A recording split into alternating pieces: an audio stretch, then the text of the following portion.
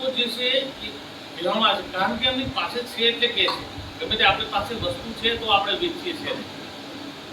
પણ મોક્ષની વાતો ઇતરની અંદર આપણે એવું નથી કહેતા હોય છે કલ્યાણની મોક્ષની એમ વાતો, પણ જે જે જે કહેવા જોઈએ એ પ્રમાણે નથી કહેવાતું. બરાબર. તો પહેલી વસ્તુ તો એનો ખપ હોય, મોક્ષનો ખપ હોય, કલ્યાણનો ખપ હોય, તો એને જે છે આ બધું જ એને જ ભાઈ સત્સંગ જે છે, ભક્તિ જે છે, કે આવા ગુરુ જે છે એનો મહિનાનો કેફ હોય, મહિમા એ તો જુદું હોય. મહારાજે વાત કરી કે આનું કલ્યાણ થઈ જાય, પણ મહારાજે વચનાનું તો ઠેર જુદી જુદી પણ વાતો કરી છે.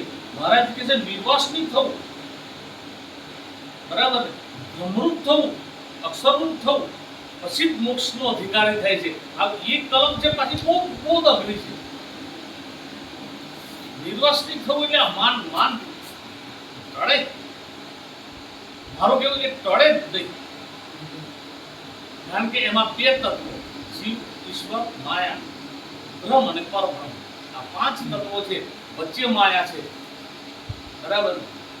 આ બે કોટી જે છે જીવ અને ઈશ્વર, બરાબર, આ કોટી તો લબદાયેલી જ છે. માયાથી ઉપર જી છે કે આ બે તત્વો ઉપર છે.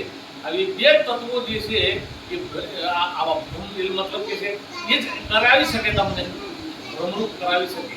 અક્ષર બ્રહ્મ તત્વ એટલે કે મહંત સ્વામી મહારાજ જે છે એવા ગુરુ જે છે એ કરાવી શકે, કાં તો પ્રજ્ઞા ભગવાન સ્વામિનારાયણ જે છે આપણા ઈષ્ટદેવ એ કરાવી શકે.